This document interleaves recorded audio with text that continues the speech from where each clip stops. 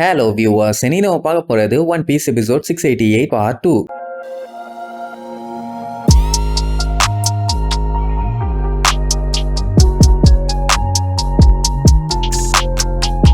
Open பண்ணா போன பாட்டுல எல்லோ கப்ஸ்னு சொல்லி கூப்பிட்டாங்கல்ல. தூரத்துல ஏதோ ஒண்ணு சின்னதா பறந்து வந்துட்டு இருந்துச்சு. அது டொண்டட்டா ட்ரைபோட ஏர்போர்ஸ். ஃபுல்லாவே பீட்டிலுங்க தான். இதுல பறந்து போனா சீக்கிரமா போயிடலாம்ல, அதனாலதான் ஃபாஸ்டா வந்துடுறேன்னு சொல்லியிருப்பான். இதுக்கு மேல ஏறுங்கன்னு லியோ சொன்ன உடனே அம்புட்டு பேரும் அப்படியே பேந்த முழிப்பாங்க. இதுக்கு மேல ஏறி எப்படி அங்க வரைக்கும் போறதுன்னு அவங்க என்ன பண்ணுவாங்க, எல்லாத்தோட கையிலயும் ரெண்டு கயிறை கொடுத்து இதை மட்டும் கெட்டியா புடிச்சுக்கங்க, மத்த எல்லாத்தையுமே நாங்க பாத்துக்கிறோம் பாங்க. ரெபேக்கா பார்த்துட்டு நாங்கெல்லாம் பெரிய ஆளுங்க, இந்த மாதிரி பீட்டில்ஸ் எல்லாம் எங்களை தூக்கிட்டு போக முடியாது, பேசாம நாங்க டவுன் வழியா போயிடுறோம் லியோ, அதுதான் நமக்கு பெஸ்ட், எதுக்கு தேவையில்லாம இந்த ரிஸ்க்னு சொன்னா அவன் கேட்க மாட்டான். சொன்னதை மட்டும் மூடிட்டு செய்யுங்க, மத்தெல்லாம் நான் பாத்துக்கிறேன்பா. உடனே பாத்ரூமியோ வண்டியா திட்டுவான். ஏன்டா சபமுக்கா, நாங்க தான் சொல்றோம்ல எங்களை எல்லாம் தூக்கிட்டு போக முடியாதுன்னு, ஏன்டா கேட்க மாட்டேங்கிறேன்னு கத்துவான். அவன் என்ன சொல்லுவான், இது டொண்டட்டாஸோட ஏர்லைன், பெரிய ஆளுங்க எல்லாமே வெயிட் ஜாஸ்தி தான், அவங்களால தூக்க முடியாது, பட் ஆனாலுமே எங்க கிட்ட பிளான் இருக்குதுங்கிற மாதிரி தான் சொல்லுவான். அதுதானே இப்ப பஞ்சாயத்து மேல வரைக்கும் போயிட்டு அத்து கீழே விழுந்தாங்கன்னா என்ன ஆகுறது, வியலா இதை பத்தி கிங்குக்கு தெரியுமான்னு கேட்டா, இதெல்லாம் என்னோட லிமிட்டை தாண்டி இருக்க ஒரு மேட்டருமா, எனக்கெல்லாம் ஒன்னும் தெரியாதுன்னு இருவாரு. லியோ வந்துகிட்டு நமக்கு டைம் இல்ல, சாட்டு புட்டுன்னு வேலையை பார்க்கணும், எல்லோ கேப்ஸ் பறக்க ஆரம்பிங்க.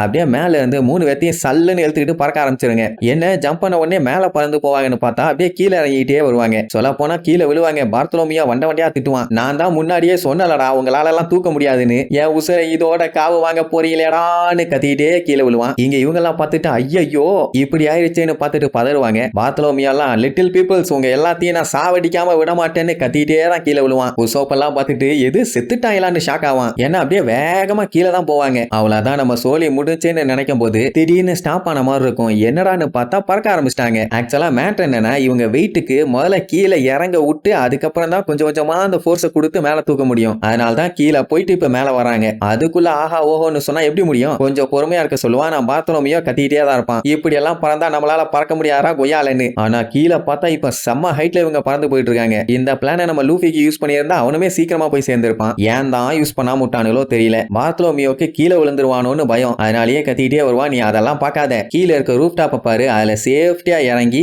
அதுக்கப்புறம் ஒரு புஷ் கொடுத்து மறுபடியும் மேல போவான். உடனே லியோ சொன்ன மாதிரியே அப்படியே ஸ்மூத்தா லேண்ட் ஆகி பட்டப்பட்டன்னு ஓடி அங்க இருந்து ஒரு ஜம்ப் பண்ணுவான், பறக்க ஆரம்பிச்சிருவான். இதே மாதிரி மத்த 2 பேரும் பண்ணுவாங்க. அம்புட்டு பேத்துக்கு சந்தோஷம் தாங்க முடியல. ஏன்னா இந்த மாதிரி ஜம்ப் பண்ணி போனாங்கன்னா சீக்கிரமாவே ஃபிளவர் ஃபீல்டுக்கு போய் இவங்க சேர்ந்துடலாம். அது ஒரு இடத்தை விட்டு இன்னொரு இடத்துக்கு போறதுக்கு ரொம்பவே ஈஸியாவும் இருக்குது. இடையில எவனும் சண்டையும் வரமாட்டான், எந்த ஒரு பஞ்சாயத்தும் இல்ல. சோ இப்படித்தான் இவங்க ஜம்ப் பண்ணி இந்த ரெட் கலர்ல ஒரு மார்க் போட்டுருக்குது இல்ல, அந்த ஃபார்மேட்ல தான் 4th ஃப்ளோருக்கு போவாங்க. அப்படின்னா இவங்க இடையில இருக்க அந்த பிக்கா சிலையை தாண்டி தான் போகணும். அவன் வேற பெரிய சைஸ்ல நல்லா மலமாடு மாதிரி நின்னுட்டு இருக்கான். அட்டாக் பண்ண ஆரம்பிச்சான்னா சங்கு தான். அப்படியே கட் பண்ணி பிராங்கியா காட்டுறாங்க. தலைவர் வேற லெவல்ல அந்த சீனியர் பிங்க போட்டுட்டு கண்ணா பின்னான்னு சுட்டு தள்ளுவான். ஆனா ஒரு புல்லட் கூட அவன் மேல படாது. அந்த மூதேவி என்னடான்னா கடல்ல ஸ்விம்மிங் பண்ற மாதிரி கீழே தரையில சும்மா ஜாலியா ஸ்விம் பண்ணி ஒரு வழி பண்ணிட்டு இருப்பான். அது பிராங்கிக்கு பயங்கர கடுப்பாகும். அந்த டைமுங்கும் போது டப்புன்னு காலையை கையை பிடிச்சு லாக் பண்ணி அப்படியே அவனை படாத பாடுபடுத்துவான். நல்லா லாக் ஆனதுனால பிராங்கியாலையும் எதுவும் பண்ண முடியல. ஆம்பளைங்க சண்டைனா இப்படி தாண்டா இருக்குன்னு வேற பில்டப் பண்ணுவானா, அதையும் பார்த்தலான்னு அவன் கையை வச்சுட்டு ஓங்கி அவன் மூஞ்சில ஒரே குத்து. அட நம்ம பைய கை தான் தனியா கழட்டு போகுமே, அப்படித்தான் அட்டாக் பண்ணிருப்பான். ஆனா பார்த்தா திடீர்னு காணாம போயிட்டான். எங்கடா போன எடுபட்ட மொல்ல மாதிரி பையில வெளியே வாடான்னு கூப்பிட்டா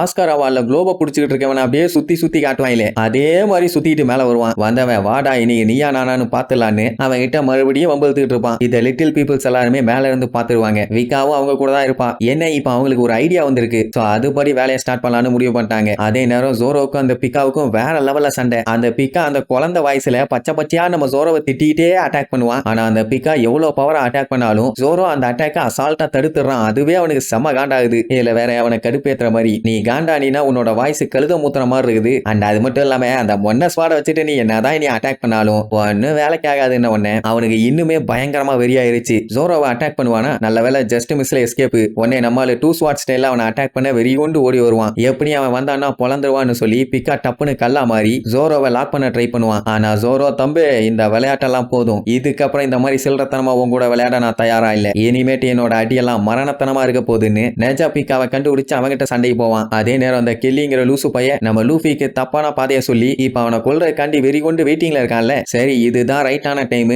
வேலையை ஸ்டார்ட் பண்ணலான்னு முடிவு பண்ணுவானுங்க. அந்த டைம் திடீர்னு அவன் கூட இருந்த 2 பேர்த்த யாரோ கண்ணா பின்னான்னு வெட்டுவாங்க. அது மட்டும் இல்லாம அந்த கெளியையுமே போட்டு பொளந்துருவாங்க. அப்படியே கட் பண்ணி நம்ம லூஃபியை காட்டுறாங்க. அவன் பாட்டுக்கு போயிட்டு இருப்பான். அப்பதான் ட்ரஃபல்கர் லாக்கு ஒரு டவுட் ஆகும். என்னன்னா இவங்க மேலதான் போகணும், ஆனா இந்த ரூட்டு கீழே போயிட்டு இருக்குது. அது மட்டும் இல்லாம கீழே தண்ணி ஃபில் ஆகிட்டே வருது. அதனால உடனே ஸ்டாப் பண்ண சொல்லுவான். அதுக்கப்புறம் தான் தெரியுது இது ஒரு டெட் எண்டுன்னு. அட பாவிகளா, இவ்வளவு தூரம் வந்து வேஸ்டா போச்சு, நம்மளை ஏமாத்திட்டான்னு சொல்லி அப்படியே திரும்புவானா. அந்த டைம் பின்னாடி இருந்து யாரோ ஒருத்தர், இதுதான் கண்ணா ஸ்லண்டர்டு வாட்டர் வெல்லு, இது ஒண்ணு ஷார்ட்கட் இல்ல கண்ணா, நீ நல்லா ஏமாத்திட்டான்னு சொல்லுவாங்க. வந்தது யாருன்னு பார்த்தா டோஃப்ளமிங்கோ. அவ்வளவுதான், நம்மளுக்கு பார்த்துட்டு மிரண்டுருவானுங்க. இவனுக்கு இங்க என்ன வேலைன்னு அவன் வழக்கம் போல வள வள வள வள வளன்னு சிரிச்சுக்கிட்டே வருவான். அவ்வளவுதான், நெக்ஸ்ட் எபிசோட்ல மீட் பண்ணலாம். டாடா.